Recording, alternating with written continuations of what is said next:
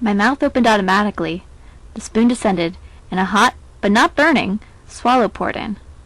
Mandy had gotten the carrots at their sweetest, carrotiest best, weaving in and out of the carrots were other flavors. Lemon, turtle broth, and a spice I couldn't name. The best carrot soup in the world, magical soup, that nobody but Mandy could make. The rug. The soup. This was fairy soup. Mandy was a fairy. But if Mandy was a fairy, why was Mother dead? You're not a fairy. Why not? If you were, you would have saved her. Oh, sweetie, I would have if I could have. But if she'd just left the hairs in my curing soup, then she'd be well today.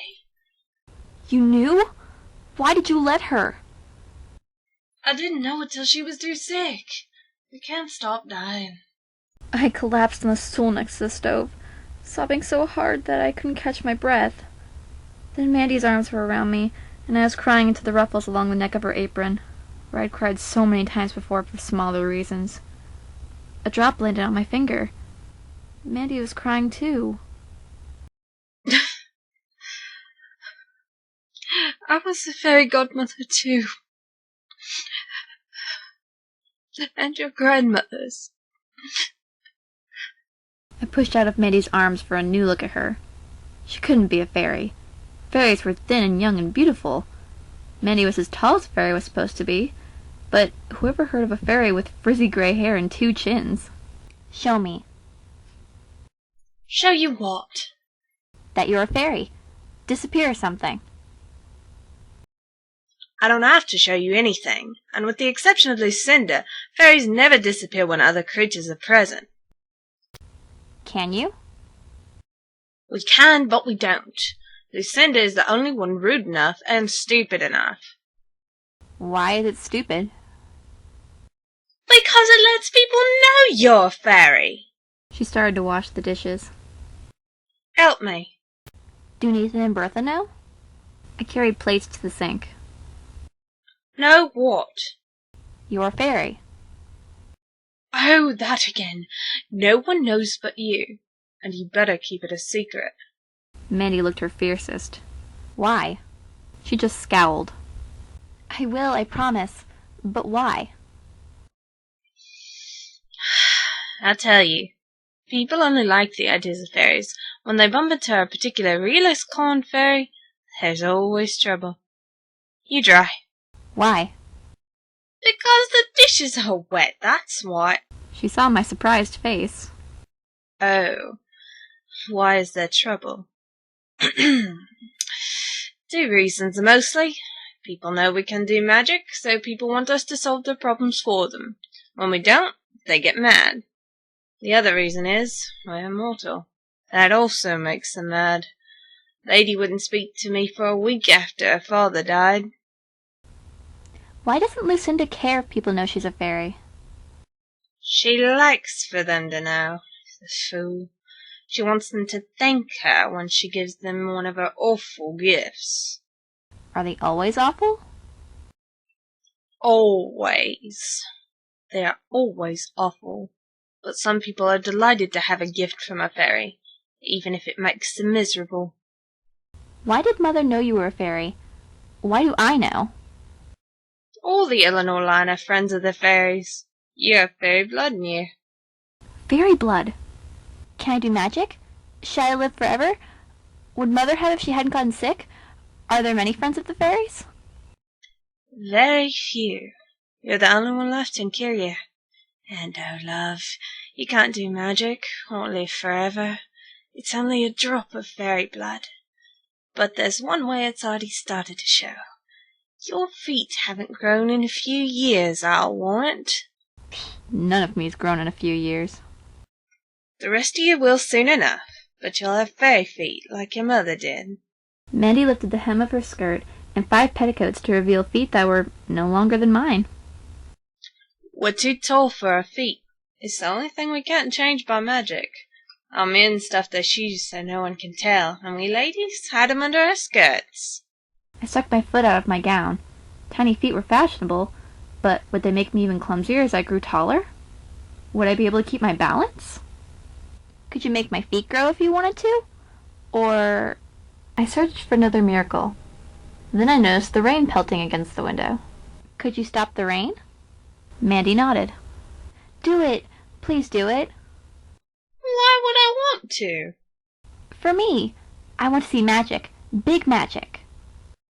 We don't do big magic. Lucinda's the only one. It's too dangerous. What's dangerous about ending a storm? Maybe nothing, maybe something. Use your imagination. Clear skies would be good. People could go outside. Use your imagination. I thought. The grass needs rain. The crops need rain. More? Maybe a bandit was going to rob someone and he isn't doing it now because of the weather? That's right. Or maybe I'd start a drought. And then I'd have to fix that because I started it.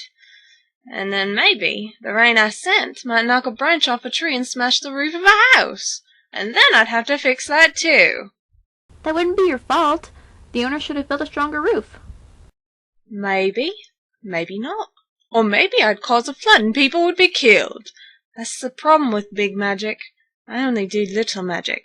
Good cooking, my curing soup, my tonic. When Lucinda cast the spell on me, was that big magic? Of course it was. The numbskull. Mandy scoured a pot so hard it clattered and banged against the copper sink. Tell me how to break the spell. Please, Mandy. I don't know how to break it. I only know how it can be done. If I told Lucinda how terrible it is, would she lift the spell, do you think? Doubt it. But maybe. Then again, she might take away one spell and give you another one even worse. That's the problem with Lucinda. Ideas pop in her head and come out as spells. What does she look like? Not like the rest of us. And you'd better hope you never lay eyes on her. Where does she live? If I could find her, perhaps I could persuade her to lift my curse. After all, Mandy could be wrong. We're not on speaking terms. I don't keep track of Lucinda the idiot. Watch the bowl! The order came too late. I got the broom. Are, all friends clumsy? No, sweet. Fairy blood doesn't make you clumsy. That's human. You don't see me dropping things, do you? I started to sweep, but it wasn't necessary. The pieces of pottery gathered themselves together and flew into the trash bin. I couldn't believe it. That's about all I do, honey. Small magic that can't hurt anybody. Handy sometimes, though. No sharp bits on the floor. I stared into the bin. The shards lay there. Why didn't you just turn it back into a bowl? That magic's too big. Doesn't seem like it, but it is. Could hurt someone. You never know. You mean fairies can't see the future? If you could, you'd know, wouldn't you? We can't see the future any more than you can. Only gnomes can. A few of 'em, anyway. A bell rang somewhere in the house. Father calling one of the servants. Mother never used the bell. Were you my great-grandmother's fairy godmother, too? 1,000 questions flooded in. How long have you been our fairy godmother? How old was Mandy, really? Bertha came in. So, Peter wants you in the study, miss? What does he want? He didn't say. She twisted one of her braids anxiously. Bertha was scared of everything. What was there to be afraid of? My father wanted to talk to me. It was only to be expected. I finished drying a plate, dried another, then a third. Best not tarry, little mistress. I reached for a fourth dish. You'd better go, sweet. And he won't want to see that apron. Mandy was frightened too. I took off the apron and left.